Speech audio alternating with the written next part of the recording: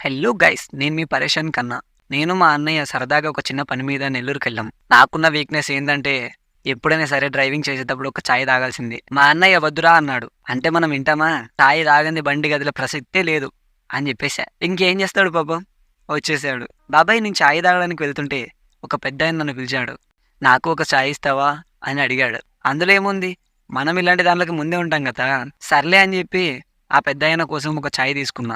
చాయ్ ఒకటే బాగుండదని చెప్పి ఒక బిస్కెట్ కూడా తీసుకున్నా అనుకో. అప్పుడు ఆ పెద్దాయన ఏమన్నాడో తెలుసా? తీసుకో, తీసుకోవాలి, నీకోసమే తీసుకొచ్చిన.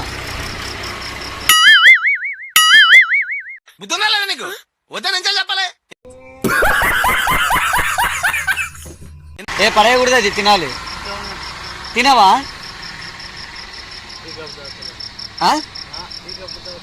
అది ఎక్కడికైనా కుక్కలకి పెడతావుదా?